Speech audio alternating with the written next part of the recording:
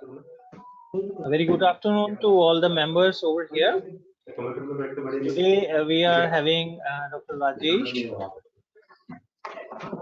for a very good lecture on from the IGBC section.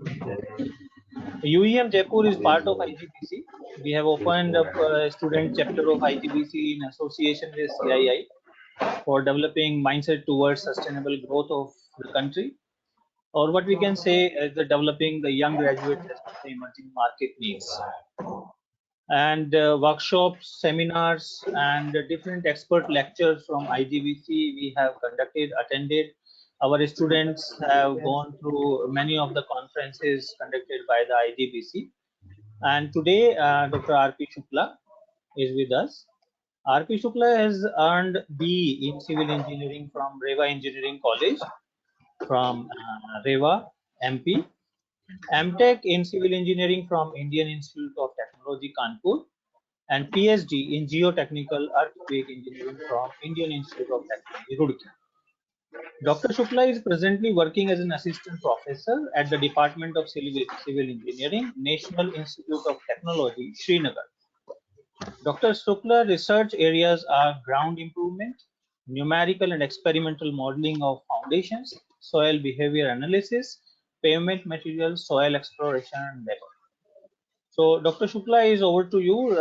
You can kindly continue with your presentation. I hope this will be a very interesting and informative session. So, you kindly can proceed. Thank you, sir. I am really grateful to our Sarma sir as well as university authorities and my friend Dr. Bishwajit Khan for giving me opportunity to present the webinar on the ground improvement technology. So basically in my area of interest, as I told, key foundation engineering as well as the ground improvement. But most of the time I am working in the foundation engineering.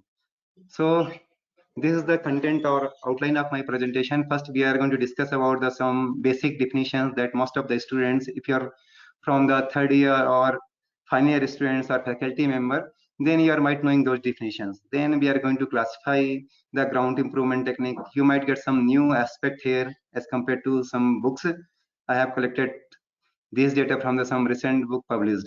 Then what are the principle, what are the principle on which different ground improvement technologies are working. Then we can have the discussion on the ground improvement technology, how we are going to select, what are the parameters affecting this, because if you go for the ground improvement, we might having the number of options to improve the characteristics of the soil. So how we are going to choose that. Then I'm going to little bit present about my work itself, what we are working on the ground improvement. So you might knowing what is the ground improvement. So it is basically just we are modifying or improving the properties of the soils.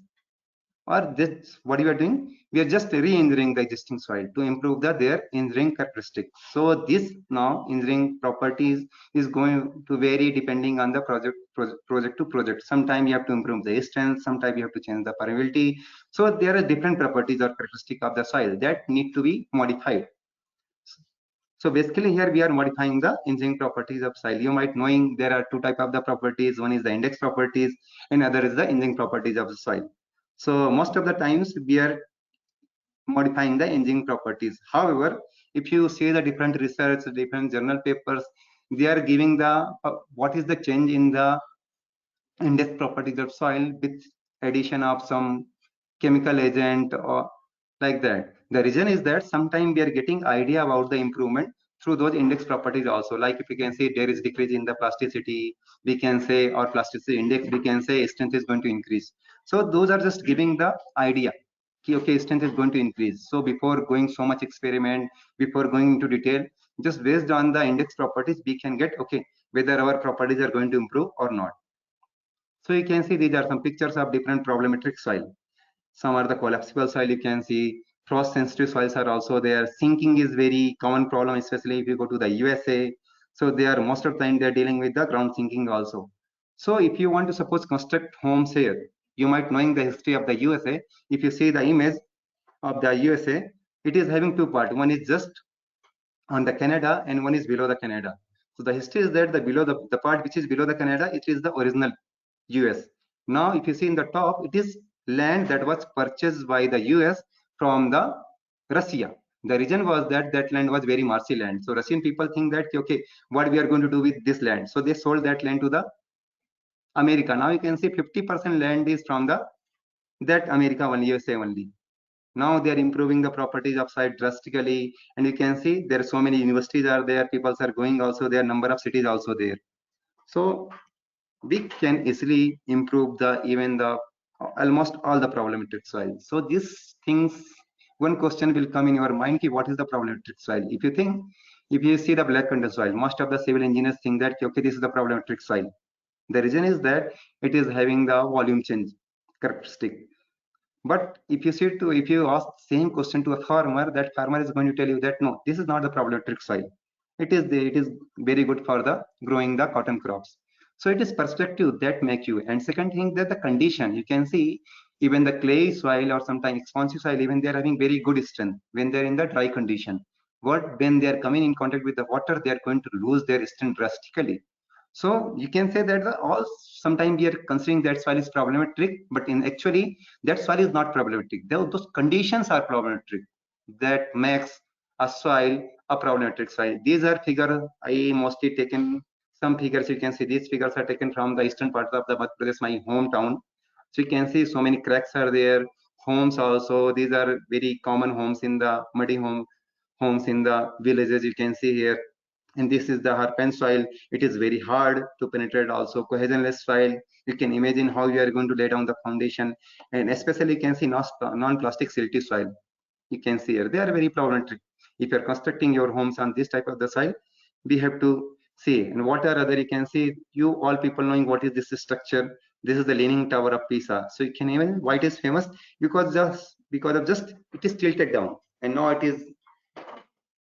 So this is famous. If suppose same, just assume same building without any problem, I think people might have not visiting this place. This might have not been a popular tourist attraction, tourist place. The reason, this is just tilted down, so people are visiting there. So this problem is arises because of the geotechnical engineer. He has not done proper geotechnical investigation. So now you can say sometime civil engineer doing some mistake also, and it is causing, you can say it is very much profitable to that country itself, because it is government is getting so much money from tourism itself. Then other building you can see it is completely collapsed down. You can see here, this is from the Lotte Riverside Block 7. This is Shanghai. You can see it is completely collapsed, but still structure is intact. You can see this structure is still intact. So there is no problem from the structural engineering. They have designed it very beautifully. It is almost intact. You can see the problem is that it is disconnected. You can see these are the foundation. So it is completely disconnected from the ground. The reason was they were doing some excavation work near to this building, and it was collapsed. You can see here what happened here. You can see sink is there here. This picture is from the Florida. You can see this is the soil sinking here, and here you can see this is the deformation, differential settlements are there. So these type of the problems generally we are facing being a civil engineer. So these problems might have, I cannot say this is the first is the problem. This is the even the advantage people are visiting, but other these things are the problems. So these problems might have been avoided if geotechnical engineer have paid proper attention, if he had done his duty properly. You can see this is very popular picture. Even you can see this is the cover page of one of the popular book of the geotechnical earthquake engineering written by the Professor Kramer. So this is the cover page, and this picture is from the 1964 Niigata earthquake. So you can see here what is happening. You can see almost all buildings are same. You can see block 1, 2, 3, 4, 5, 6, 7, 8. All blocks are almost same. They are identical. You can see number of storage is same. Everything is same. You can see, but you can observe where some building has been collapsed, some building has been tilted, and some buildings are still intact. You know what is the reason? The reason is that the soil that is lying below these buildings, they are different. They are not the same.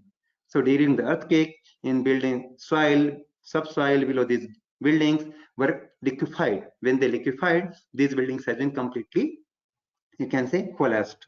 So it is the soil that is behaving. So most of the time, if you see during the earthquake, most of the problems are coming from the soil itself, because soil is very complex. You can see we human beings are also natural. God made, I can say. Similarly, soil is also natural material. People have not created this soil. So generally, if you see whatever natural material is present in the world, all are very complex. It is difficult to judge their behavior normally. You can see, you can assume yourself also. Suppose if you are a student, if some teacher is there, if he's giving you good marks, you can say, okay, teacher is very good, his teaching style is very good. But if suppose very strict, he will be teaching properly also, very good teacher also, still you are not going to give him very good feedback because he's not giving marks to you. It means your behavior is depending on the other circumstances, environment conditions also. In the summer season, your behavior is something else. In the winter, you are going to wear something and your behavior is different. Accordingly, if you are hungry, you might behave something differently. Similarly, soil is very complex because it is a natural material. Heterogeneous, you know what is the heterogeneous? It is heterogeneous and isotropic material. So its behavior is going to completely different depending on the different condition. If water table is there rising, its behavior is going to different. In the summer season, it might behave differently. So this is the very common with the all the natural materials. Now you can see this is because of the scoring problem. This you can see what is happening. Differential settlement was there. It caused so much damage to these bridges also. Now landslide is very common in the hilly regions, especially in the USA also. You might knowing, I don't know whether you know or not, in the USA, the major hazard, natural hazard that is causing so much economical loss is the black cotton soil. That is the major hazard. Even earthquake, landslide, any other natural hazard is not causing economical loss, but that black cotton soil is causing so much economical loss to the USA compared to any other natural hazards. Landslide, you can see. So it might have been prevented. It geotechnical has been, if geotechnical engineer has paid proper attention. Now you can see very beautiful highway was there.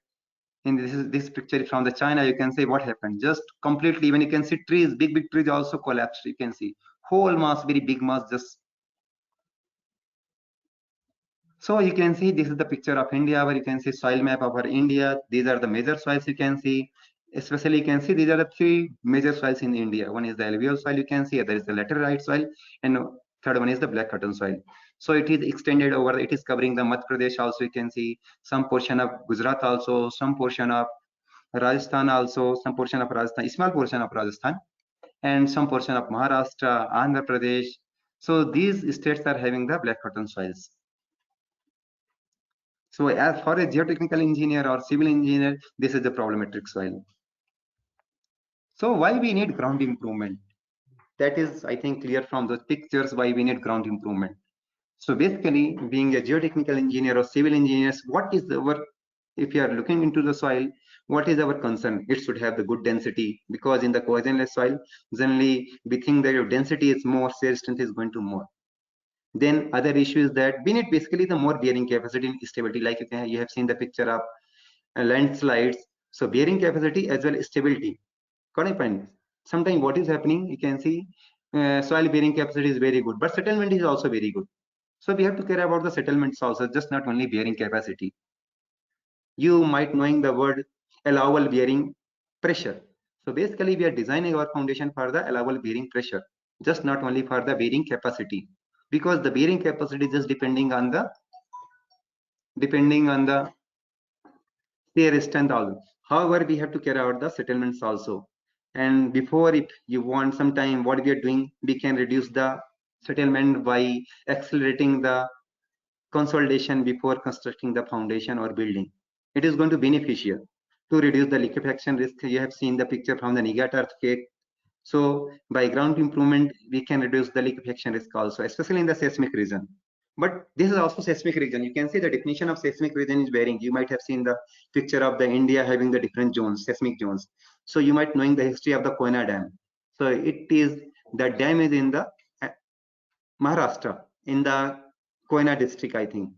So it is to be, people call it the Koyna Dam. So that region was completely seismic inactive region. But what at that time, where engineers, they have designed that very beautifully, that dam. But what happened after the construction of that? What is happening earlier? That river was having the flowing water, so there was no pressure on the ground. But when we people are storing so much amount of water, what is happening, that is changing the tectonic plates movement also. Sometimes that is accelerating also. Suppose some tectonic plates are stable now, we need storing large amount of water for the very large time, maybe for the 10 years 50 years also. So what is happening, there are chances that those tectonic plates might be change their location, they may slip also, the rate of movement of acceleration might be increasing also. So these are very common things. So that region now become the earthquake region or seismic region, just because of construction of that Koyna Dam. So sometime we are activating the seismic regions also. We are making seismic inactive regions to the seismic regions also. Just all human activities, then providing the lateral stabilities also. So these are something, these are the regions we need ground improvement. Now, what is the advantage? Utilization of less costly foundation system. Sometimes what is happening, suppose you are installing the shallow foundation, the cost is might be going to less. And if you go for the pile foundation or any type of foundation, the cost is going to very high. So you have to see that key silo foundation plus ground improvement technique, they might be less costly or they might be economical than going for the deep foundation or going for the other type of foundation system. So we have to check it also. So sometimes the ground improvement along with the shallow provision of shallow foundation can save you 5 to 6% your cost also. So this is the one of the economic advantage. Other is the avoid the soil replacement. Sometimes what is happening, you have to replace completely soil. If suppose soil is having the very problematic soil, sometimes people are choosing this option also to replace the soil. So instead of replacing that soil, we are going to improve it. And sometime in the some extreme condition, we have to change our site also. So that can be also avoided by the improving the characteristic of that soil. It can save time as well as money, less environmental disturbance also. Nowadays we are having very good ground improvement techniques and they are very environmental friendly also. So we can go for, it is going to less affect the environment also. Now if you can see, if you are suppose increasing the strength, what is means higher strength by the ground improvement technique is, suppose you are getting the higher shear strength, it is going to give you the more bearing capacity and the greater stability. Sometime suppose you need, if suppose you have reduced the compressibility of the soil, what it is going to affect, it will cause the less settlement under the loading condition. Some, in the transportation engineering, we are measuring the CVR value mostly. If you can see in the all designs, they are using the CVR values. So when we are increasing the CVR values through any ground improvement technique, what is going to happen? It is going, that road or that soil is going to subjected to less deformation under dynamic loading or repeated loading. Then lower permeability also. So if suppose we are reducing the permeability, what is going to happen? It will have less tendency. Its tendency to absorb the water is going to reduce. Got a point?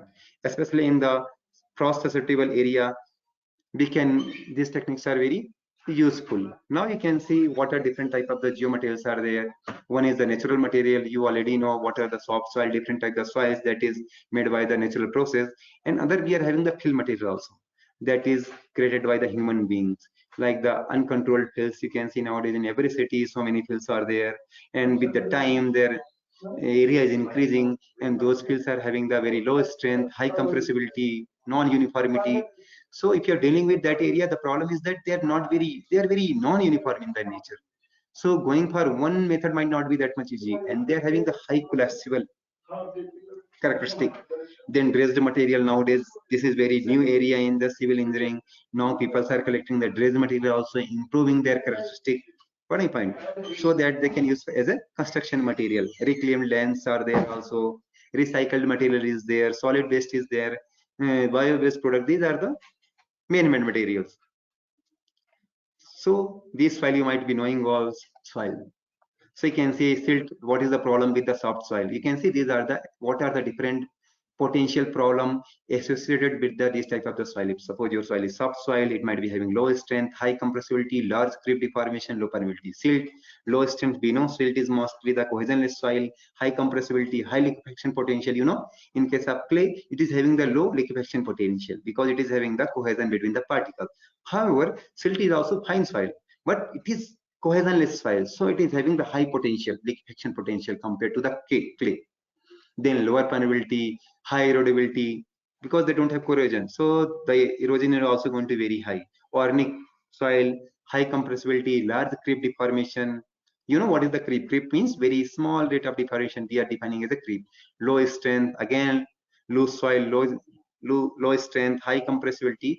So these are some major potential problem. Those are associated with the different type of the soils. So we have to deal with this problem. That is the purpose of the ground improvement technique. So when you are dealing with the ground improvement, So before starting, we have to understand the problem or type of the soil also. So you can see, we cannot say if suppose at two places the soil is same, the problem is also going to same. No, I told you already.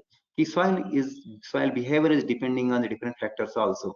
So at the same time, suppose if you are in the Maharashtra and suppose Srinagar, so suppose if soil is same, the behavior is going to completely different. So so it is a combination of situation that is going to make that soil to behave like a problematic for an engineer for same soil. So we have to understand the problem and the characteristic of the soil also, and we have to understand the problem that is causing that soil, that is inducing the problematic behavior of soil. Then we have to find out the first what we have done. We have identified the completely problem. We have to understand the problem.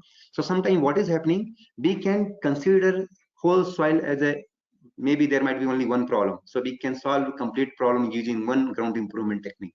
Sometimes it is not possible to just solve the problem or go for the ground improvement just using one technique. The reason is that there might not, so what in that condition we have to modify the problems also. If we cannot solve that problem as an existing form, so we can change something little bit there. Maybe in the rainy season we cannot modify that soil, so in the winter or summer season we can go for the modification. Got it? So in the existing condition, if suppose we are not able to change the characteristic or improve, then we have to little bit change the problem also, then divide the problem into parts and then solve. Sometimes we can solve complete problem as a whole. Sometimes we have to, if suppose area is very high or different type of the problems are involved, then we have to deal with the each individual problems also. Then sometimes we have to go beyond the problems also, and we have to bypass the problems also. We have to sometimes leave that soil also, that site also. Then we will left with only one option, to leave that site completely.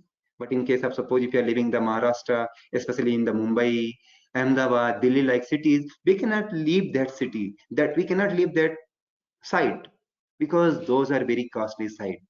So we have to go for the ground improvement techniques. We have to improve the characteristic of those soils anyhow.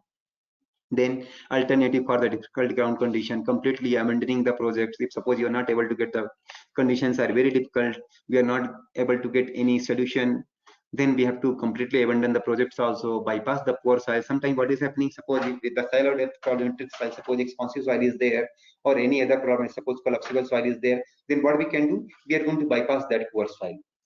Got it? Fine. Then removing and replacing the unsuitable soil. Sometimes if suppose your land is very costly, so what we are doing, we are removing that soil and replacing with the suitable soils also. Then designing the plant structure. Sometimes we have to change the design of the structure also to accommodate that soil, sometimes poor or marginal soil. So sometimes what is happening, we are not just going for the ground improvement, we are even modifying the structural design also, or load applied on the soil also. Okay, so these things are the possible.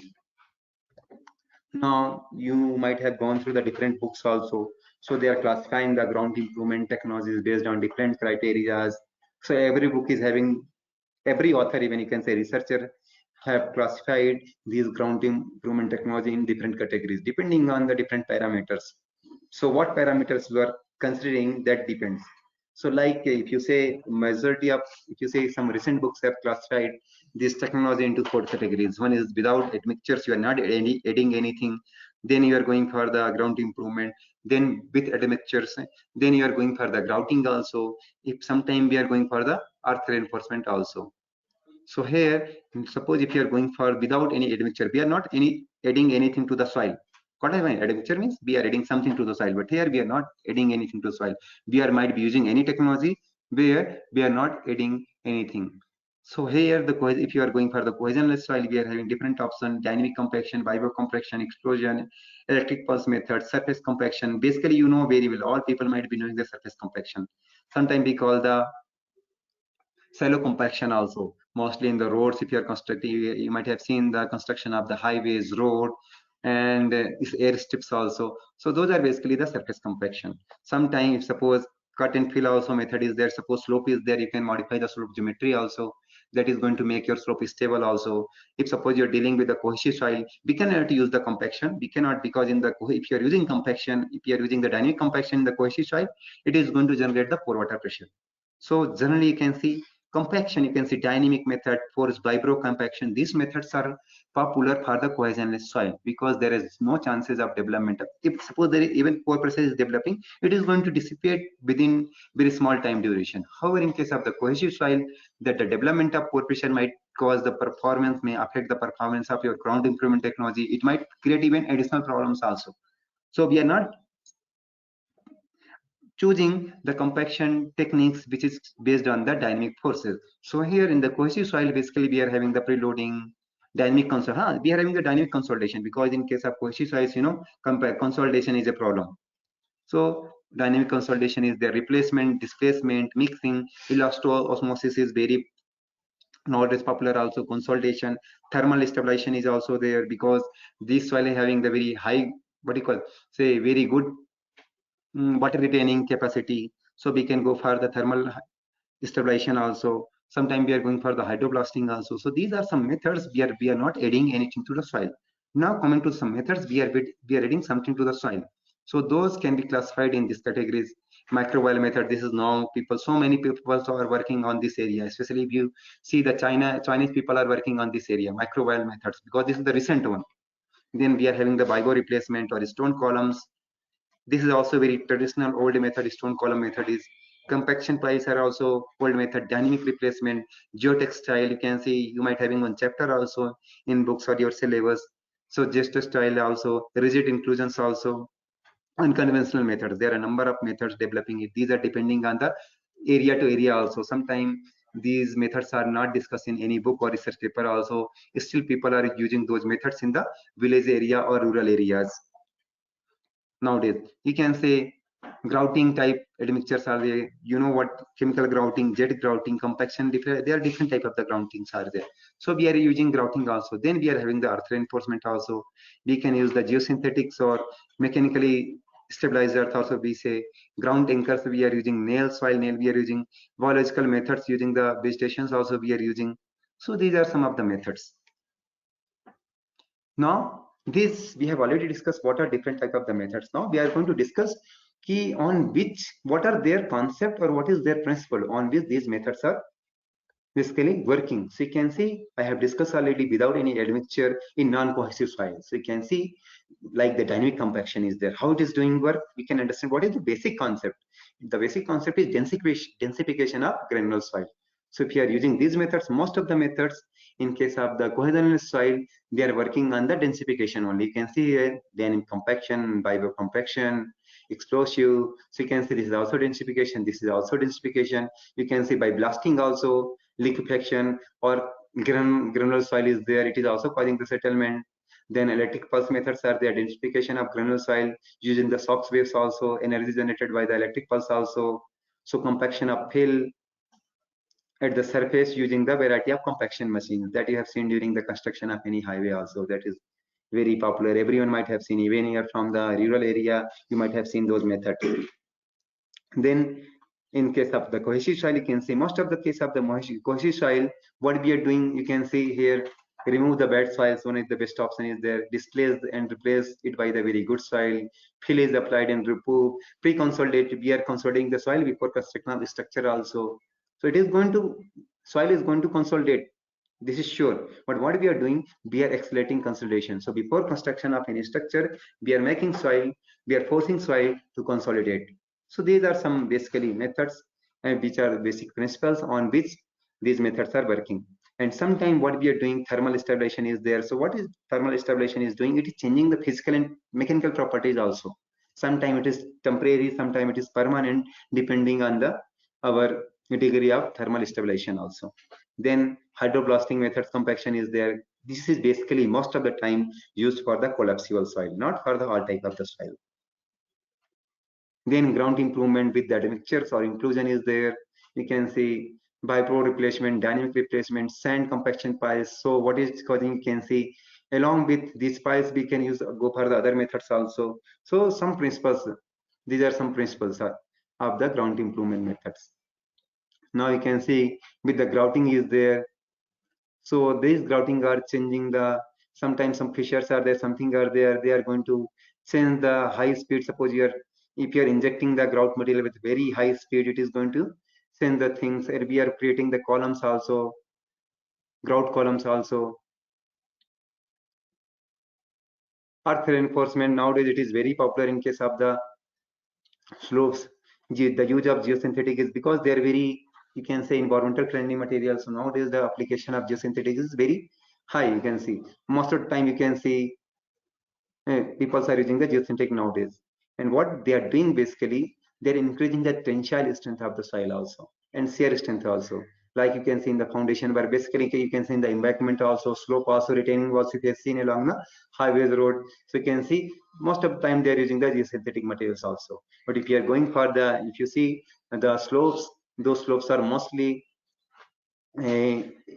slope stability is increased by the provision of the ground tankers also and the use of the biological methods such as the vegetations. Now you can see this is again same. What is the this overall picture? You have gone for so much theories, so it is better to present these all things in the. This is you can see summary of those things. So these are some methods are there. The basic operation is increasing the density or removing the air voids or removing the pore water pressure or changing the soil properties. Here, in case of the soil cement, lime admixture, soil fly ash resin. So you can see these methods are mostly useful for the fine grain soil. Have you ever thought what is the reason?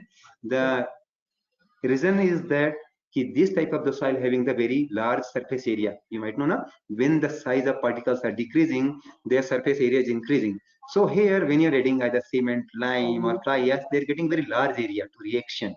So here those admixtures getting the very large area to react with the soil. So basically these methods are mostly suitable for the soils which is having the large area or having the higher water retention. Sometimes what is happening, you can see sometime like the cement, it is having the cementous properties, lime also, but fly ash doesn't have cementous properties. So what it is doing? Have you thought ever? Sometime what is happening, soil doesn't, like you can see nowadays people are using the what you can say like silica is there and other microfine slags are there. They don't have any cementous properties. Still people are using for the ground improvement technology or modifying the soil properties because they are not reacting with the water also. Sometimes this soil you can see like the cement. So cement is generally, if you are using cement for the establishment soil, it is generally not depending on the what is the characteristics of the soil. Generally, it is not so much affected by that. The reason is that cement, there is reaction between the cement and the water is there. So it is basically depending on the water also, water content also. Lime is there, you can see. Nowadays, quicklime is very popular, you can say the mixture because almost it is, you can say it is absorbing so much of water from the soil, almost 32% of its weight. To quicklime need at least 32% of its weight water content, 32%. Suppose if you are using lime 1 kg, so we need at least 320 grams of water so that lime can effectively react with the soil or water. So you can see here, so basic operation is changing the soil properties by adding soil, these all things, cementous properties basically.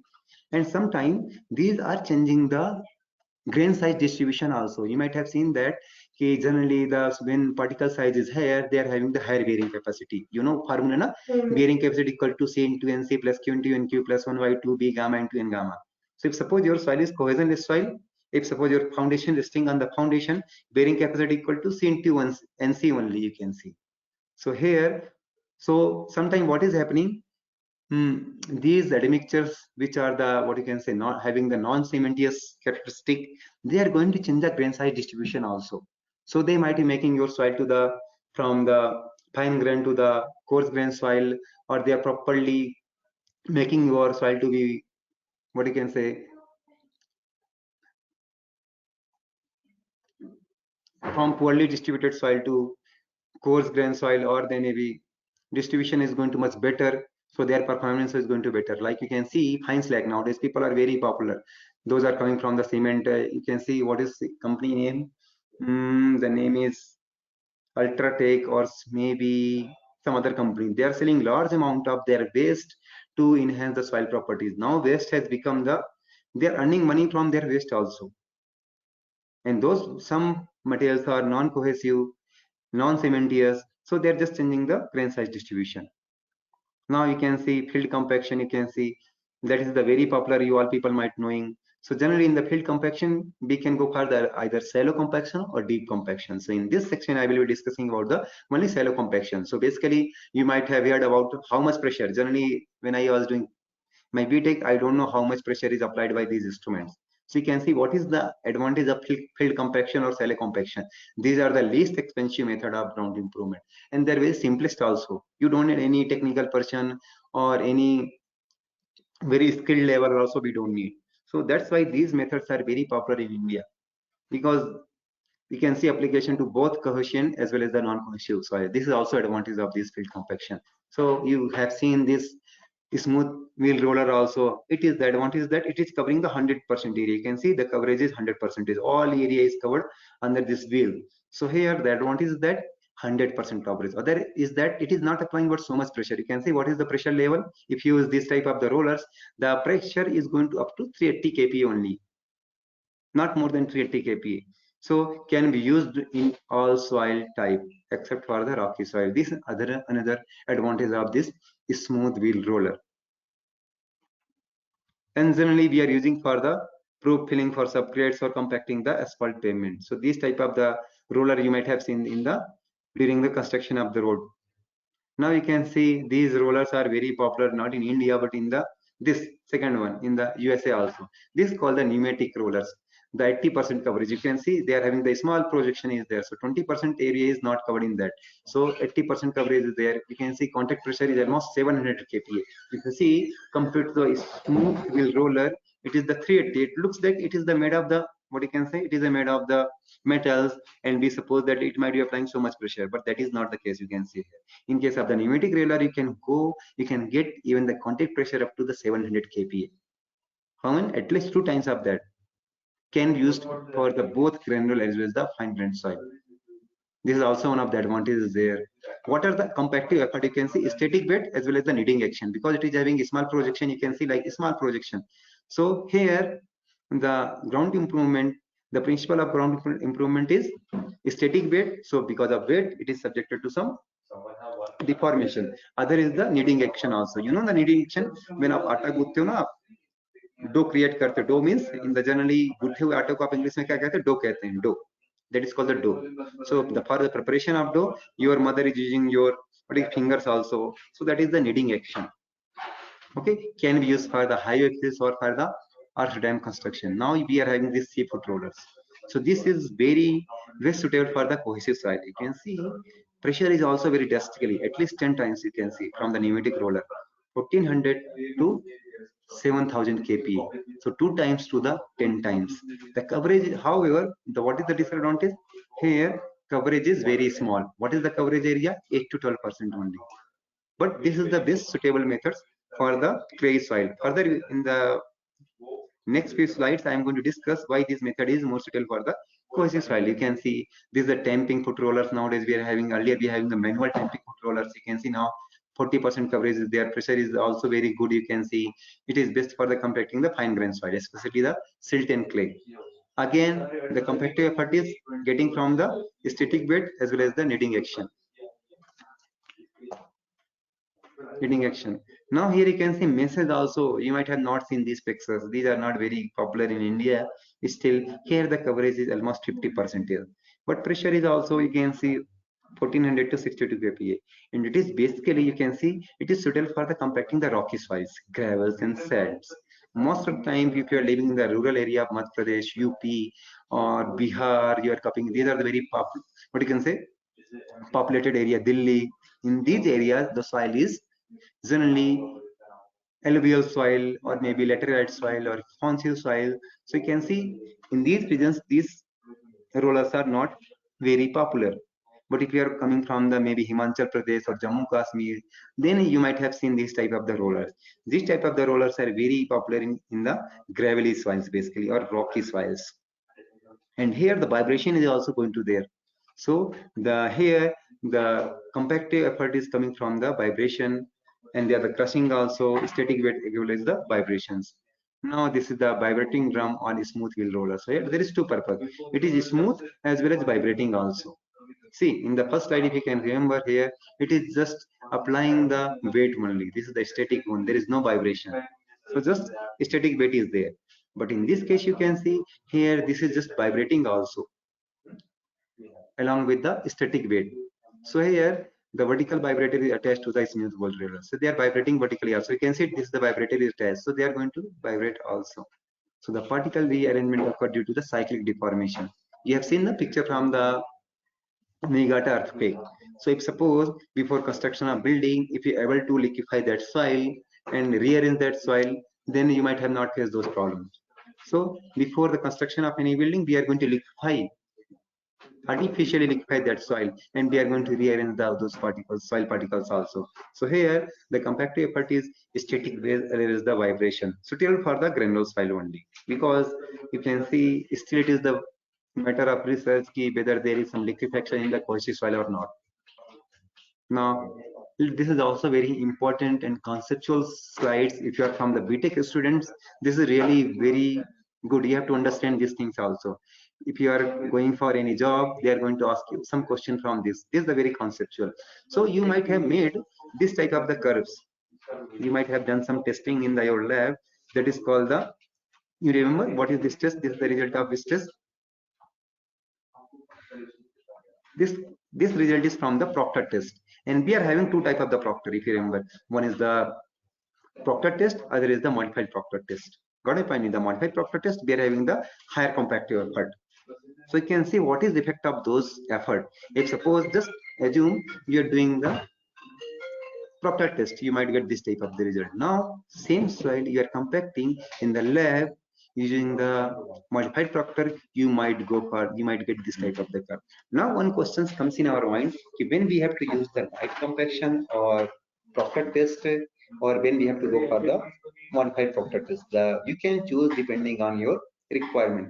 If suppose if you are dealing with the soil, if you are suppose doing the testing at a site where you are going to construct very ordinary road, or where load is not very high, then you can test your soil using the Proctor test apparatus. However, suppose if you are going for, suppose airstrip is there where when those planes are landing, they are applying so much loads on those soil, or suppose trains are going there, or national highway is there. In that case, we have to do testing in the lab using the modified Proctor test.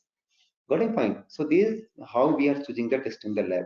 Other conditions comes, you can say this is typical results. These are the typical results. So if you increase the water content, you can say density increasing. After some time, you can say density is decreasing. But you can see for a particular density, you can see suppose density is same at this point A, you can see at a point at point A and at point C, you can see density is almost same. Got a point? So this is very common thing that we think that if density is same for two soils, suppose same soil is there, you can say this is the same soil. This is the result of same soil. What is changing here? Here water content is more. Here water content is less, and here water content is more.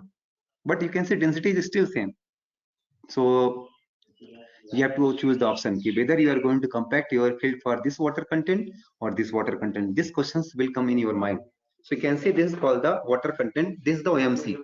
Water content corresponding to the maximum density is called the OMC. So now we have to choose whether we have to compact our soil for this is called the dry side of optimum. What are we calling? This is the dry side of optimum, and this is called the wet side of optimum. Now one question will come in your mind. This is about density requirement, how we are going to compact. So suppose if your requirement is avoid the swelling, then compact your soil on the wet side of optimum, this side. So if suppose if you are compacting your soil for construction of your home, because in your floor you are going to lay down the tiles also. So in the future possibility is there, your soil might be subjected to expansion also, and that might cause the damage to your tiles also. So if you are doing compaction work for your floor or pavement or core of earthen dam, then we are going to compact soil bed of optimum, means we are going in the real field we are going to add water content more than OMC. If suppose if your concern is to get the more shear strength, then we have to go for we have to add water content less than OMC. So if suppose you are considering for the road embankment, caging up embankment, air strips, then we have to add water content less than OMC. What is the other difference is there? You can see here it is going to less permeability here, high permeability is going to there. Correct? More permeability attract here, you can see the structure is how structure is flocculated. Here structure is dispersed. How I remember flocculated? You can see this is like the F-like structure. This is perpendicular line. These are two lines. It is making English alphabet F. So in this way you can remember this is the flocculated one. This is the dispersed, completely dispersed. You can see this is the flocculated. You can see. So in the flocculated, this is the typical. You can see this is one element of the cohesive soil. You can see clay. So how it is arranged? You can see at the surface it is having the, you can see, negative charges. At edges it is, you can see it is having the positive charges. So you can see here it is how they are connected. You can see face to edge. This is the face of this element. This is the edge of. So face to edge means you can see this is the face, positive charge, negative charge. Here it is the positive charge. It means here the net force is attraction force. Here you can see disperse. Here also plus charge. Here also plus charge. So it is going to be the completely dispersed. Completely, it is going to be the it is not going to be the attractive force here. It is the dispersion is going to, their particles are going to move away from each other. So, but what is happening? This is not always going to same beta. If you are going for the high compactive partner, in that condition, sometimes they're interchangeable also. At the large strain, flocculated structure. You can see if you're applying so much strain here. So what is going to happen? They may change to the dispersed structure also. In that condition, they might having the same ultimate strength. So same soil will have the same ultimate strength. Do you know what is the ultimate strength? You might having the yield strength also, ultimate strength also, residual strength also. If you see na stress strain distribution of it, what you can say, still then you can see that number of points will be there: yield strength, ultimate strength, residual strength. So after collapse also sometimes soil showing some strength, so that is called the residual strength. Got it? Fine. Or sometimes people call the ultimate strength also. So that is going to same. Got it? Sometime you have seen na, let me make one curve for you people, then you might understand what I wanted to say. Just give me 1 minute. Let me show you how.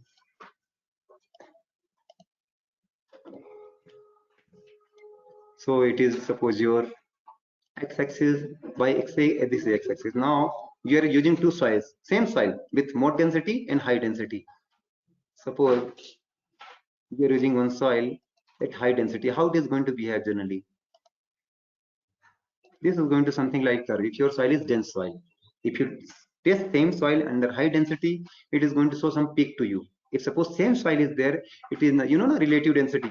So if suppose this is for the high relative density, if you're testing same soil for the low relative density, how it is going to behave? It might show something curve like to this. They are going to very close. So you can see what is ultimately happening. You can see this is the peak strength. So this is having very high peak strength. If soil density is very high, it is having low peak strength. But you can see ultimately what is happening. If you see compactive effect are very high, you are applying so much pressure on same soil. What is going to happen? They will show you same ultimate strength. You can see here it is showing almost close, almost same ultimate strength. So that is the sentence written here. At the large strain, the flocculated structure of the soil is broken and ultimate strain will be equal to the equal for the both dry and wet side.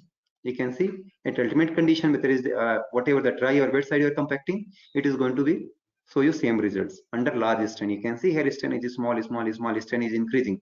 So here in this is the x-axis, we are plotting the strain because strain is independent parameter, and stress is we are plotting in the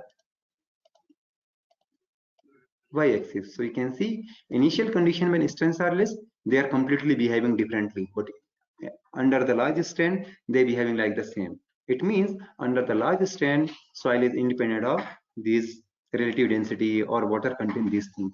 Now let us ask you some very easy questions to you, and you have to think being a student. I suppose here most of the participants are the students, so let's, why do we use the dry density instead of bulk density? Have you seen this plot? You can see this is the water content versus the compacted dry density. But in the real field, what we are doing in the real field, we are compacting the soil in the natural condition. Means your soil might be dry or your soil having the some amount of water is there in the real field.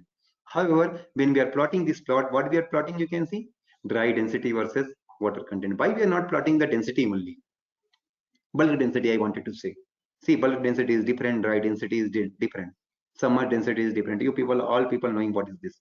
But still, we are plotting here dry density.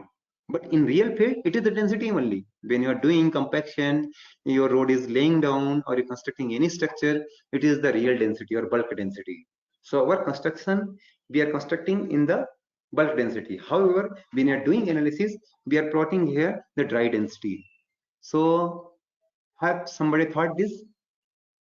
And other reason is that though it is easier to determine the bulk density in the field directly, you can take the sample, core cutter or any other method, just you can weight it and you can, you know, what is the volume of that cutter, core cutter, you can directly get the density also. And you can plot between the water content, what you can say, bulk density versus the water content. But we are not plotting that. However, when you are going for the dry density, what is the one extra parameter required? It is the water content. So you can see this is very easy actually. This is so what is happening? What is the reason? You can see the bulk density is not appropriate as it is directly related to the water content. Bulk density, you can see bulk density is going to be varying with the water content, but your dry density is not going to vary with the water content. What do you find? Because it is unaffected by the, but the density is going to vary with the compaction. See, your bulk density is not just only depending on the compaction, it is depending on the water content also. So in the future, if suppose if you're saying the water content, its bulk density is going to be same. However, dry density is going to remain. So compaction means change in the air voids. You can see compaction means change in the air. What you are measuring in the compaction? How much volume is reduced or how much air voids have been reduced. You can see here, you know what is the gamma D? Gamma D equal to G into gamma W upon 1 plus E. So you can see here, G is going to constant for that soil, irrespective of water content or anything, you know. In gamma D, you can see here, G is always constant. Gamma W unit weight of water is going to remain. It is not going to vary depending on the natural condition or any other criteria. But you can see, I can say gamma D here, you can see gamma D is proportional to 1 divided by 1 plus E. What is 1 plus E? It is the volume. So I can say gamma D is inversely proportional to the volume. So whatever volume is changing in the field, it can be easily reflected in the gamma D. However, if you are taking gamma, if you are plotting same plot for the gamma, I know gamma equal to or bulk unit weight, you can see gamma equal to G into gamma W into 1 plus W upon 1 plus E. So you can see here, gamma is depending on W as well as E. So here you can see there is two parameters that is affecting the gamma. What? Water content as well as the volume. However, density is depending directly on the volume only. So that's why our interest in the real field is how much volume we change, how much compaction we have done. So we always plot in the gamma D only, not in terms of the bulk density. Now I can say different methods are there. You might have seen in the any books.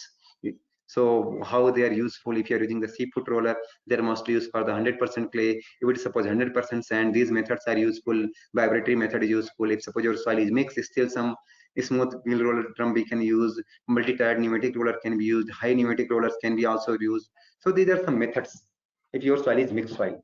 And this is very real soil because you cannot properly get the cohesionless soil except in the Rajasthan or some part of the country. Then so in the hilly regions you are having the rocks also. In that time we have to go for the grid rollers.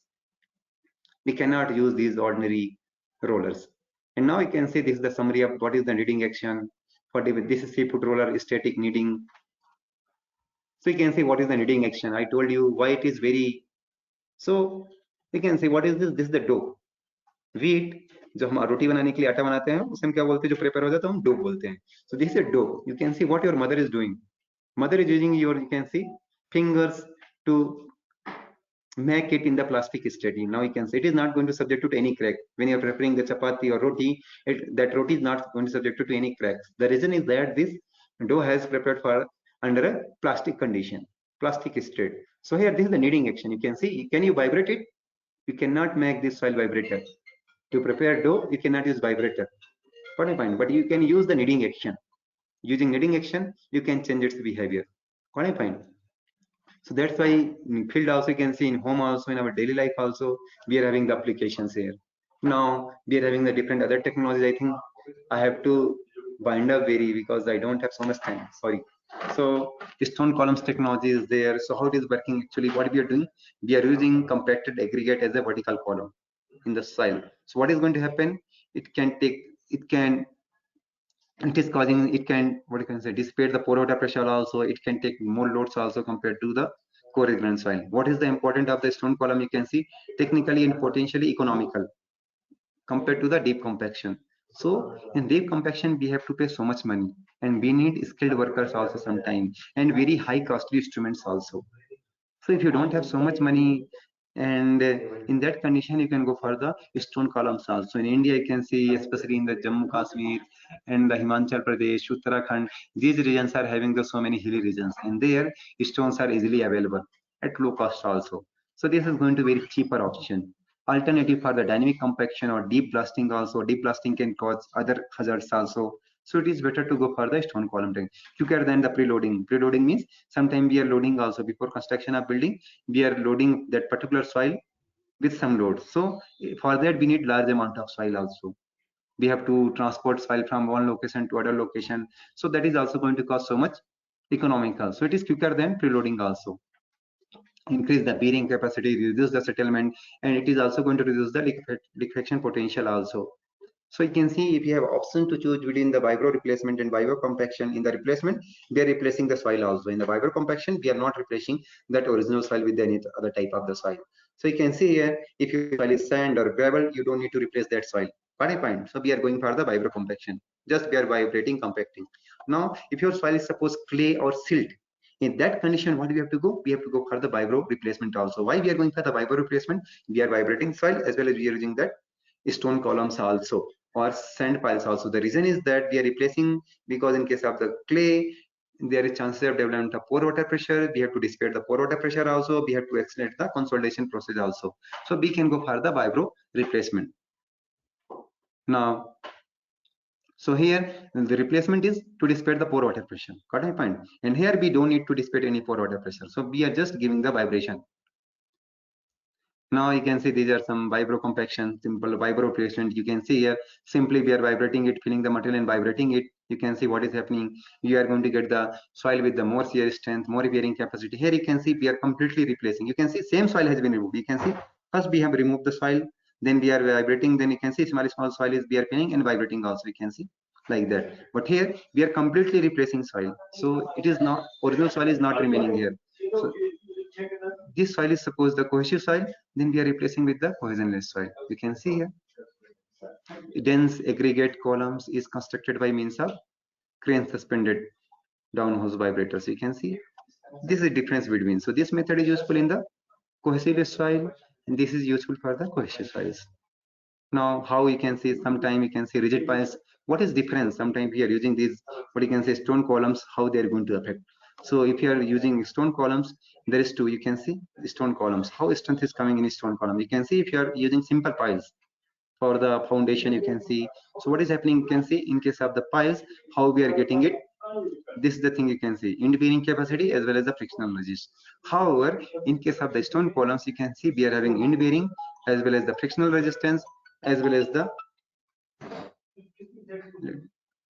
you can see side also. You can see here area is increased. You can see here. So it is just increasing the density also. You can see here. So this is the difference in the mechanism. You can see. You can see side. You can see lateral resistance is not coming in case of the piles. You can see it is the vertical only frictional resistance. It is the end bearing. Here you can see frictional resistance is present, end bearing present. Additionally, this lateral confinement is also present. So this is the advantage of this stone columns. Now we are having dynamic compaction as we discussed. This is mostly used for the cohesionless soil because there are chances of development of poor water pressure in case of the cohesive soil. So typically we are having the one hammer, one, you can see weight is there, and that is having suppose mass m is there. We are dropping that with some height, particular height. This is also going to, there are some numerical methods or formula is there that you can choose to find out the what is the height, number of blows also, you know how much energy you need to transfer, so this soil can be improved. How much depth is required for the compaction, that is also going to depend. So 6 to 30 tons of weight can densify the loose sand up to depth of 3 to 12 meter. Fine. So here just what we are doing, it is just weight is dropping. We are dropping the weight repeatedly. You can see in the ground at the regular interval. We have to make the sketch also. Okay, what is the how we are going to compact, what is the area. You can see what is the, if suppose depth. This is the depth of influence here, and this is the relation between the square root of WH. So you know what is the WH? If you know, you can go for this key. If you can say when WH increasing, square root of WH increasing, there is no direct relation between the depth of influence and WH. So this depth of influence is related to the square root of WH directly. So you can see when it is increasing, height is increasing or weight is increasing, you can see what is happening. We are getting more depth also. So you can see when weight is small, square root of WH is small, you can see the depth of influence means this compaction depth.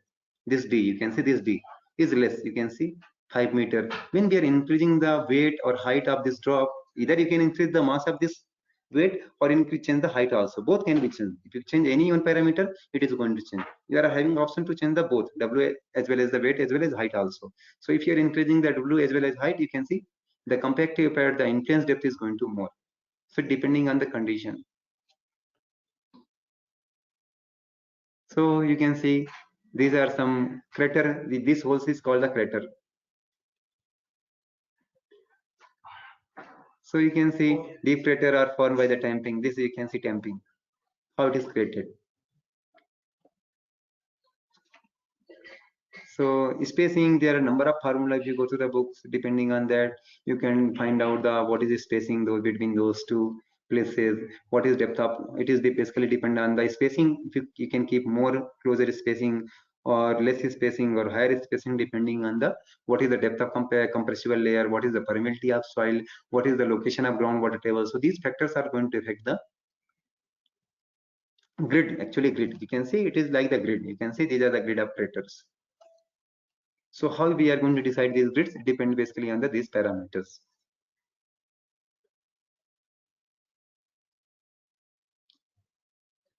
So suppose now this area is going to unremain. You can see this is the load distribution of in case of soil 2:1. You can see. So if you are compacting here, how the soil is going to distribute within this area. Similarly, if you are compacting here in this, suppose this is the crater. So this soil is going to remain unaffected. But this depth is very small. You can see here soil is already compacted. But in this region, depth is not compacted. So even we need very small amount of compactive effort also. So preloading is also very popular in case of clay soil also, to accelerate the dissipation of pore water pressure or to accelerate the consolidation. We are going for the preloading also, vertical drains also along with that to enhance the rate of consolidation. So vertical drains are installed under the surcharge loading also. Sometimes we are keeping surcharge to accelerate the drainage of the impervious soil. So basically this method is suitable for the impervious soil. Mostly it is going to clay. Speed up the consolidation only. So these drains provide the shorter path. You can see they are providing the shorter path. So water is going to flow through the soil. Another thing is that if suppose small paths are there, only 1-2 paths are there, drainage path is present, it may take years of times for the consolidation. If your many paths are there, you can see it is going, then time is going to reduce significantly. Maybe within years you might get the complete consolidation also. Then along with the preloading, sometimes we are going for the prefabricated vertical drains also. You can see here generally they are made of the, we are having the some plastic core material. Let me show you some pictures also. You can see this is the plastic core material and this is going to geosynthetic. So these are the prefabricated drains are there. They are also causing the drainage. They are increasing the drainage path. So what is going to flow through these drains also, prefab vertical drains. So you can see these are the generally composed of the plastic core to support it. So it can remain the always vertical. You can see, so it can remain the vertical. So we are providing the plastic support also. So the core of these drains are made of the plastic. Additionally, we are having one surface through that water is going to flow. So you can see encased by the geotextiles, the purpose of expanding the consolidation, same purpose, whatever you use for the previous method. So here console high speed installation, the advantage of this is that they are because prefabricated and you don't have, we don't need any skilled labor also. So high speed installation is there, accelerate the drainage and turn the construction schedules also, it is going to reduce also time also. So you can see here, if suppose you are not installed any prefabricated dams or vertical drains, you can see what is going to happen. Water from here, you can see some water is there. It needs so much time, cutting point, and there is no path. So it might take so much time here. But here you can see we are directly providing the path. So pore pressure is going to dissipate or consolidate. If you are providing the loads also, this is load support, this is load. So when you are applying the load, consolidation is going to very slow because there is no drainage path. Now we are providing artificial drainage path. You can see almost so many drainage path. Now what is happening? Water is getting so much path also, you can see, and it can dissipate very easily. Now ground freezing also, this method is not useful in India. Basically, we are not using India. So, but when you are freezing the water, what is going to happen? You know, there are a number of methods for the ground freezing also. You can use different types of coolants also, like the liquid nitrogen also, and chilled brines also, to freeze the water also, water present in the soils. And what is happening when your soil is frozen, it is going to be have like impermeable material. Got me fine? So it is not going to allow any flow of water. In that condition, you can work very easily. At least machine can work very easily. So ground freezing is generally used for the groundwater cutoff, for the earth support, or temporary underpinning also. Sometimes temporarily we have to work with that soil. In that condition, if suppose we want to avoid the collapse of that soil, then we can go for the ground freezing also. So what basically we are doing in the ground freezing, we are keeping some piles also, freeze piles also. In these piles, what is that doing? They are removing the heat from the ground and they're decreasing the temperature. And sometimes then we are using the coolants also. So further they are going to decrease the temperature. And that water is going to become the ice. Now you can work, you can go for the, what you can say, tunnels also. Sometime in the tunneling, if you are facing suppose complete soil only. So sometimes people are going for the this method also.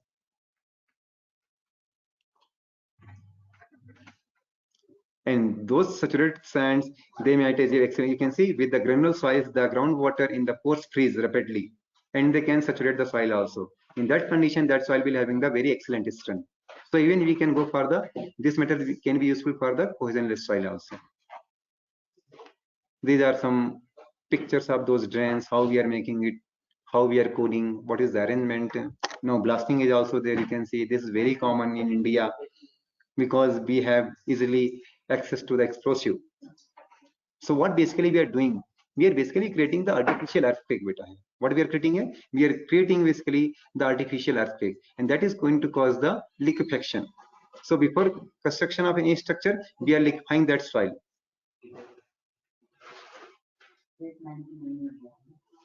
And it is what after the liquefaction, what is going to happen? The expulsion of pore water is going to there. So subsequently, we are getting the densified the soil, more dense soil. So blast densification is being utilized more than 80 years. So it is very old technique, old method. You can see tip resistance or N value, how it is increasing. Then grouting is there. So in the grouting, what we are doing, we are pumping some material into the soils or sometimes rocks also. This method is not only just suitable for the soil, it is suitable for the rocks also. It is going to change the physical properties of the soil. So what we are doing, we are injecting some stable suspension into the pores or voids by means of the jetting of the cemented mixture with the high flow velocity. Also, sometimes we are keeping more pressures also. So in the future, whatever cracks are, they are not going to develop. So we are developing those cracks and we are filling with some additional material. So in the future, we are not going to face any problem. That is the basic purpose here. Different types of grouting is there, how they are working.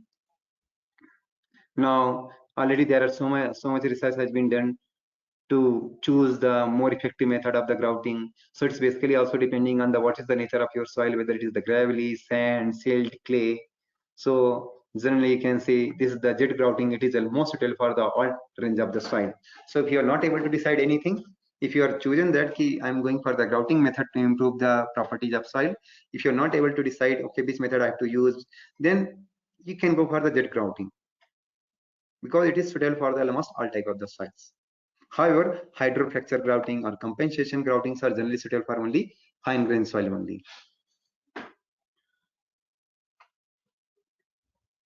Soil reinforcement, this is also one of the method to improve the property of soil. So what we are doing, we are we are inserting some external elements also, and we are reinforcing the soil with the woven reeds or geotextile, or we are using the other, sometimes we are using the steel materials also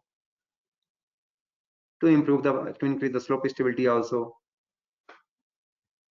So what is happening when we are providing the reinforcement? What is basically it is doing? It is increasing the tensile it is causing the increase in the tensile resistance of that soil. Suppose slope is there, it is going to cause increasing the tensile strength also. and sometimes it is inducing the frictional resistance also, just not only the tensile. So you can see here, these are the some geogrids or any other type of the geotextile, how they are working basically. So here you can see sometimes friction. This soil is not able to move because friction is also increased. Earlier this soil was the frictionless. So here it is not just only increasing the tensile strength, they are also causing the increase in the frictional resistance also. So there is so many research. If you are going to use the geotextile below the foundation, there is research on the how is going to shape or arrangement of geotextile, what is the best suitable geotextile for the ground reinforcement. Sometimes we are using geotextile for the barrier also. According to suppose two type of soil is there present. So in the boundary we can provide one particular type of the geotextile also. So they are not going to mix. What is the advantage? See, they are very first advantage is that they're environmental friendly. You can see nowadays whole world is talking about the environment only, just environment, and global warming, something like that. The environmental friendly material. So these materials are mostly environmental friendly. They are smaller quantity. Then smaller quantity of earth fill is needed. Got a point? You didn't need to fill with the higher material. Steeper embankment slope can be reduced. Construction can be directly done on the subground also. But there are some limitations also. So there is very small research has been done on the durability as well as the how much time they are going to extend, long time performance. You can see in the laboratory, we are not doing testing for the long term. Suppose you have done some testing in the below the foundation artificially. Suppose you have used a small scale model to simulate the field conditions. So what you are going to use? You are going to do testing only for 1 day or 2 days only. But in real condition, that foundation is applying loading for the 1,000 of year, maybe at least 20 years. So that foundation is going to apply loading for the 50 years or 30 years. So we are not able to do the testing for the what is the long time performance. So it is still people need to work on the long time performance of these reinforcing materials. And if you are using the steel reinforcement, what is going to corrosion also? So problem of with steel is that corrosion is also there.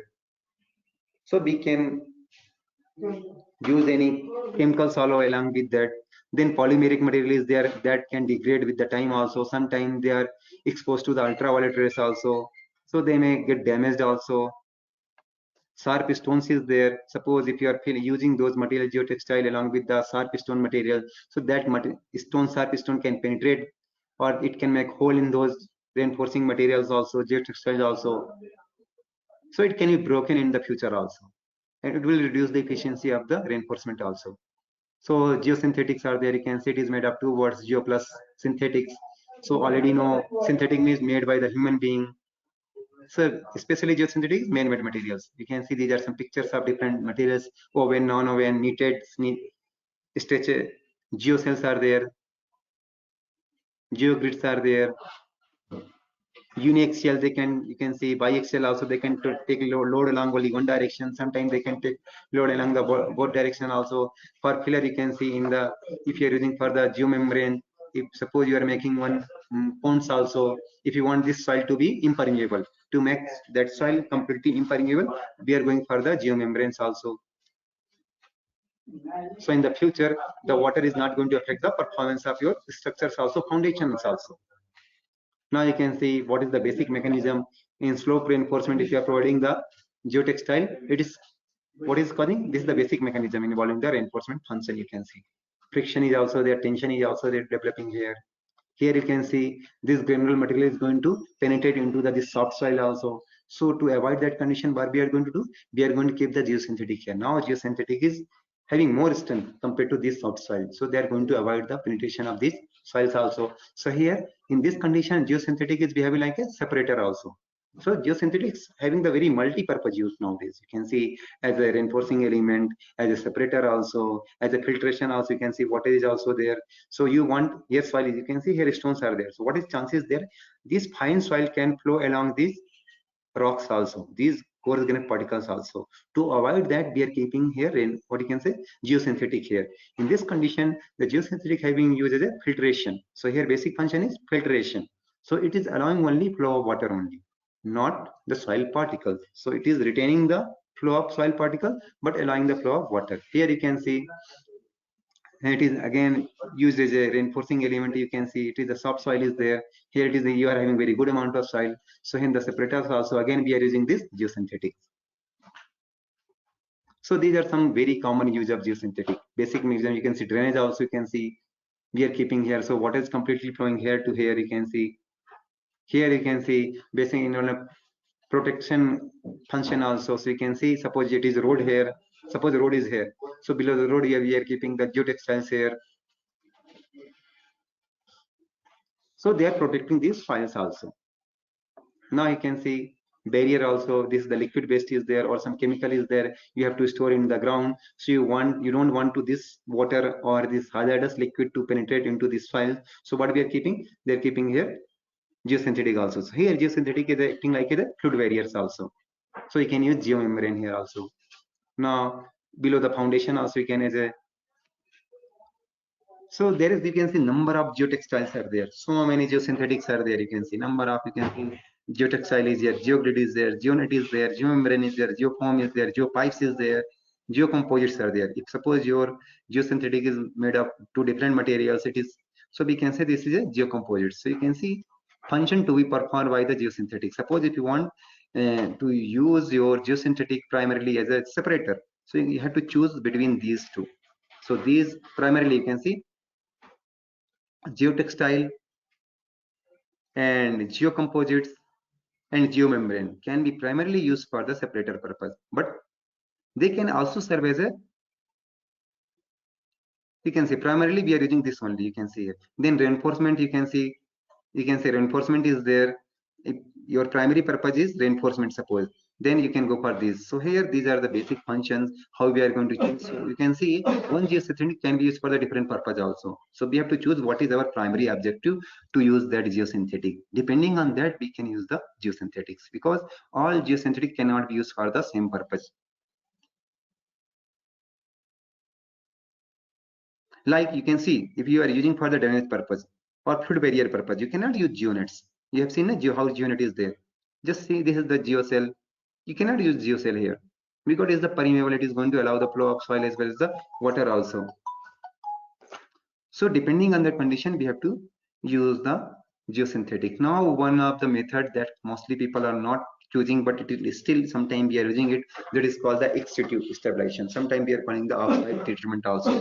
So in the offsite treatment, what we are doing, we are removing a particular soil from one location and keeping to the other location. There we are mixing it or we are modifying the properties of soil. That is called the ex situ stabilization. So the dislodging of the soil and sediments from the original position and move to the other place for the purpose of amendment. So you are amending the properties or modifying the property of soil by placing it to other place. They are adding or doing something.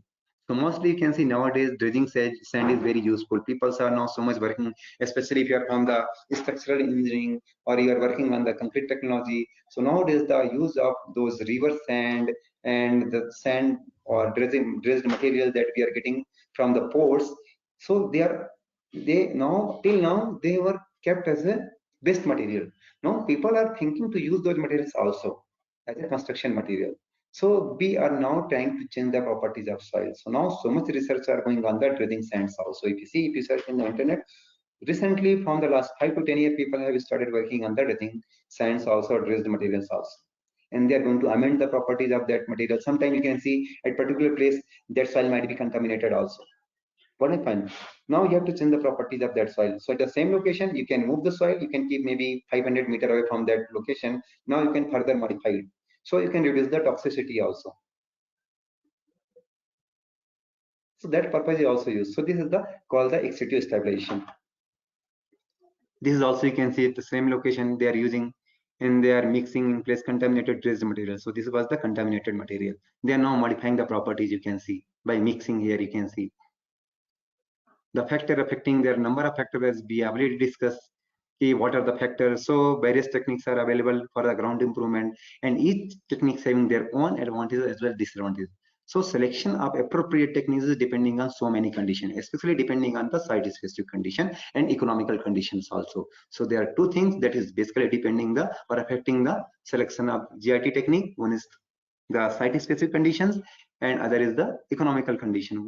How much you are having money. The properties of soil in combination with the other geotechnical parameters like the soil type, grain size distribution, type of the contamination, what is there. So these properties are also going to affect your ground improvement, selection of ground improvement technology. What is the area, how much area you have to improve, what is the depth of improvement needed, how much depth improvement is needed, what is the location of treatment, suppose you have access to a skilled lever or those machines or not, because different things are going to involve with the different technologies, different methods. So whether those things are available at that place or not. Then what is desired properties also, how much you want to improve. Suppose if soil is having shear strength of the 20 kPa, you want it to 40 kPa or 50 kPa or 100 kPa. So that is also depending. What is your requirement, desired properties, whether you want to just increase the shear strength or you just want to change the, what you can say, permeability, what do you want it to change. So that is also going to affect the selection of this property. Economics also, availability of local materials also. Suppose in case of, I told you example, if you are living in the hilly regions, you can go for easily for the, if you are dealing with the settlement problem, you can go for the stone columns also, because it is easily available at that place. It is going to economicals also. So availability of materials also going to affect. Suppose if you are living in the village, geotextile or geosynthetic is not available. So many things are there. Then availability of skills also, whether labors are skills, some techniques is very specified skills. So if those are not there, you cannot use those methods. Local experience also, you might not get labors also, local preference also, no environmental concerns also. So some methods might increase the shear strength, but they might cause the change in the ecosystems also. They might pollute the water table also. They might cause the something else also, and future their degradation also, that and soil might become the poisonous also. So these things also we have to take care of that. Then availability of time also, some methods are very quick, some methods may take so much time. So there are so many parameters. So basically, but India, we are considering the two conditions. We are not bothering about the environmental condition. We are bothering about how much, which parameters we have to improve, how much, what is the degree of improvement, and what is the economy. So three things generally we are in India selecting. But nowadays people, because some site specific conditions are very critical, in that condition we have to concern, we have to think about the all other conditions also. So like the vibrators, you might have seen these graphs also. Explosive methods, you can see different methods of ground compaction, different methods of ground improvement is there. How we are going to choose? So you can see if you are having the particle size distribution, you can choose also. So you can see in case of clay, generally it is dealing with the vibro replacement, drains also, because we need to speed up the consolidation. But in case of sand or gravel, you can see mostly they are explosive methods or dynamic compaction method, you can see. And chemicals they are also using. But mostly we are relying on the explosive method or deep compaction methods. You can see what ground freezing is the method that is almost used for the almost other soil, as well as this jet grouting. You can see compaction piles also covering almost all the type of the soil: clay, silt, sand, gravel. You don't need so much. We know gravel is having very high strength, so I don't suppose you need any ground improvement technique in case of the gravel. What a point. But they might not be stable. So suppose gravel is there, they might fall also, they might collapse also. In that condition, we can go further ground freezing also. So you can see cohesive soil is there. Then we can go for the vertical drains. This is the summary of my whole presentation. If you are having the cohesive soil need to improve, vertical drains, mostly in the cohesive soil, the consolidation is going to problem or settlement is going to problem. So vertical drains, wet soil mixing, vibro reduction, vacuum consolidation, cogenless soil compaction, micropiles, grouting, vibro reduction, collapsible soil or expansive soil. Suppose you're dealing mostly in India, if you're in the Madhya Pradesh, Rajasthan, Madhya Pradesh, Gujarat, and Maharashtra, some part of Andhra Pradesh, you might dealing with the collapsible expansive soil. But in some part of the Gujarat, you might get the collapsible soils also, in Rajasthan also. In that condition, you have to vibrate it. So when we are vibrating, it is going to rearrange. So particle rearrangement is going, density is going to increase. And vibro reduction, vibro flotation, vacuum consolidation, compaction, pile blasting, these are the methods. Soil liquefaction, vertical drains, vacuum consolidation, dynamic compaction, vibro flotation. So these are some possible techniques. No one can say you which technique you have to use. It is depending on the site specific condition basically. So here, if your soil is alkaline soil, acidic soil, or salty soil, see, these are the chemical nature. So we have to use chemicals only. We cannot go for the other methods, because here the problem is not the shear strength. Here the problem is their nature, chemical nature. So here we are going to add the chemicals only. Low density soil, to make it more density, we are going for the surely we are going to go for the vibration. So when we are vibrating, it is going to rearrange and reshape. So density is going to increase there. So now here one researcher has even got the economical comparison also. Which method is more suitable? What is the cost? You can see compaction low cost, deep compaction low cost, vibro compression low to moderate cost, surcharge and use of prefabricated vertical dents that we have seen pictures. It may also cost a little bit higher. You can see penetration grouting moderate and high cost also. So if you are going for the grouting, cost is going to be very high. Why? You have to use specific instruments also, skilled labors also. Shear cost is going to moderate to the high. Then compaction grouting is there, again moderate to high. Jet grouting, it is the very costly compared to any other method. So most of the time we are not going to choose this grouting, although it is applicable to the all type of the soil. But because of its very costly nature, we are not using jet grouting generally. What is the advantage? You can see it is the compaction low cost, simple proven method up to depth of 20 meters. So if you are needing to change the characteristic of soil up to the 20 meter, we can go for this also. So in case of penetration grouting, no excess for pressure is generating, even you're using for the cohesive soils. So need answers before moving forward. What are the geotechnical properties of soil? Before selecting any ground improvement technique, you need the geotechnical properties, basically engineering as well as the index properties of soil. What are the geotechnical properties of underlying soils also? Suppose below that some other soil is there, what is properties of that soil also we need to see. Any chances of flooding is there? What is the budget sanctioned for that particular project? EC availability of techniques, what techniques, skilled labor is present or not present, equipment is present or not, you have easily availability of equipments or not. And you have to keep the special circumstances also. Sometimes we don't count during the project and suddenly some problem is coming. So we have to take care of that also. Access to the site also, cost of it. If suppose that site is not costly, you can, why you are going to go for the ground improvement technology? Improved ground availability after the installation of technology, whether it is available or not, how much it is improved, will it take time to improve the geotechnical desired property or not, or whether it is the quick also. So these things you have to check, because sometimes your client might want, it is very quick, he want to improve soil property immediately. So that also going to change your parameters and your selection of methods. So these are some work. I have just little bit work on these methods. Basically, I work on the marble dust. So we have used marble dust in our team. These are mostly my BTech students. This is not, I had just started working with the BTech students. So you can see mostly they have used the effect of the marble dust, glass fibers. What is the potassium chlorides is there, plastic, polyester fiber is there. So these things I am basically working on that. Sometimes microfine slugs I have used a small bit, and reinforcement, what you can say, seat reinforcement also we have seen how it is going to affect. So what you can say, salt also has been used to improve the properties soil. So this is some small work from my group. We are basically using some reinforcing element as well as some chemicals. The reason is that using the chemicals, my work is basically on the expansive soil. So if you're using the chemicals, it is going to change the volume change behavior of soil. Same time you're using some reinforcing element also. So that is going to increase the shear strength of soil. So that's why most of the time we are using the two things. One is the chemical, other is the some reinforcing element. So one chemical agent is causing the reduction in the volumetric change, and other is increasing the shear strength of the soil. So this is some other work also, small work we are doing.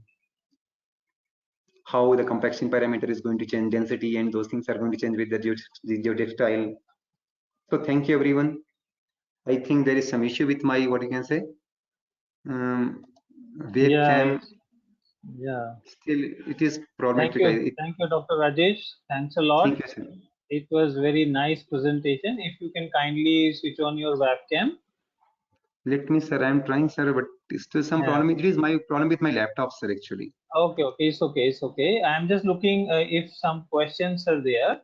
So it is now, I think, working, sir. You can see me now. I think. Yeah, it is visible. Just give me one moment. Yes, sir. It was many comments are there, many fine comments, the nice presentation, and thank you for wonderful presentation. One question and one, I think, a good comment is there. Let me see, so let me read out for you.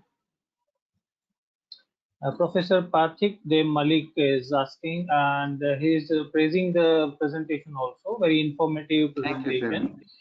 Sir, other than going for piling, is there any less costly method to mitigate liquefaction during a seismic event? The second question is how to build roads of long length economically in black cotton soil. So, sir, his first question is that is there any other method compared to the piling? So basically, I discuss in my presentation also, we can go for the sir stone columns that is relatively cheaper than the piling or any other methods. Even it is not available, you can transport it from the very other areas, but it is cheaper, sir, compared to the piling. And other, if we are constructing in the roads and mostly sometime what we are doing, I don't have so much experience also, sir, but a little bit have seen what you can say literature reviews. So what we are doing, they are using some seeds also, and sometimes they are replacing the soils also. And nowadays people are using chemical also to modify the properties. Suppose that expansive soil is not just it is available up to shallow depth only, suppose up to the 0.3 meter or 0.4 meter. So they are just replacing the soil. If it is suppose very high depth, still you have to lay down the roads.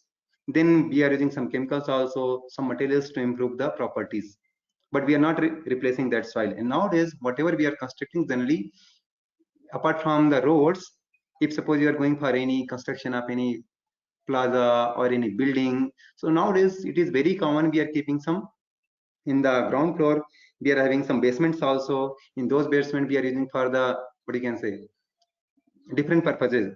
So when we are going for those basements, it is very obvious we are going to remove those expansive soil. If you see in the map for the expansive soil, generally in the Madhya Pradesh you can see, if you say they are classifying their expansive soil based on the depth also, 0.3 meter up to shallow depth they are causing, then up to 1.5 meters. So generally you cannot find expansive soil more than 3 meters. This is the almost the cases. In very critical cases you are going to see the very higher depth soil, but generally in India you can find the black cotton soil up to just 0.5 meter only. So you can either remove that soil, or sometime they're keeping some layers high, not getting that particular CNC, something like that. Some layer is that most of the time in the roads they are using that layer only. There is some specific word that I have read in the my VTech, but after that I haven't read that word actually, sir. Okay, another question is from Professor Somnath Hazra. Is it possible Non-cohesion. to is it possible to make the founding soil to almost zero settlement characteristics for sensitive foundations or floors? For example, floors of manufacturing facilities by moving robots require almost zero settlement. What is the Yes, sir. best possible solution?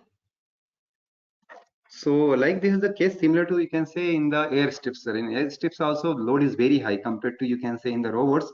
There is a dynamic load is more, sir. If you say if dynamic load is more, if your soil is suppose cohesionless soil, mostly cohesionless soil might not be subjected to it. Its capacity is also very high, sir. If your soil is cohesionless soil, so you don't need specifically any ground improvement method. If suppose your waterlogged area is there, or dynamic, in case of dynamic, sir, we are going maybe go for the dynamic compactions also. There are different methods are available to compact the soil at the shallow depth, like we are going for the compaction also, sir, shallow compaction. So there we are having different methods where we are using the dynamic rollers also, you have might have seen. So at the shallow depth, if suppose it depends on basically choosing the method depends on the what is that dynamic load. If that robot is very small, suppose you are laying down some industry where robots are going to be there, and if they are very less weight, we can go for the normal shallow compaction only, sir. But in case of suppose very heavy weight is there, then we have to go for the deep compaction, and those deep compaction might be the dynamic compaction mostly, sir, if it is the cohesionless soil. Okay. A good thank you, sir, for wonderful presentation. A comment from Professor Madhusudan Vaidya. And a question from Professor Arun Kumar Chatterjee, sir. What is typically the SBC under the pylons of large bridges, like Vidyasagar Setu in Kolkata, for example? Sir, safe bearing capacity, that actually I don't have idea, sir, how much it is going to be, frankly. Okay. So there are a lot of comments, positive comments from many participants. I am not finding any further questions, sir. So I think we can wind up now. Thank you, Dr. Rajesh, for your Thank wonderful, you, sir. informative lecture. Certainly, it was very extensive work, very extensive research work discussion today. Thank you very much. Thanks a lot. And thank you all the IEM, UEM participants over here. Thanks a lot. Thank you, sir. It is my sir. I'm grateful to you also. I got one opportunity to interact with, especially you, sir. You gave me so much time, and so many participants are here. So I'm really grateful to them. I will try to find out that question, answer of that question that was asked from the professor in the Kolkata. I don't have that so much experience, sir. So I cannot say exactly what is that SVC, but in the future I can try to find out it that. Basically, it may depending on the, you can say, bridges also. So based on those bridges, what is load needs, and basically it is question of the, if you are laying down those bridges in the rivers, mostly rivers, so it is going to be the cohesionless soil, it might be having some rock also. So this capacity SBC is going to obviously, sir, very high if it is the rock. And once again, thank you, sir, for giving me opportunity to present webinar on the ground improvement technology. Thank you, sir. Especially I interacted with you, sir. Thank you. You gave me so much time, sir. Thank you. Thanks a lot, Dr. Rajesh. Thank you. Thanks a lot.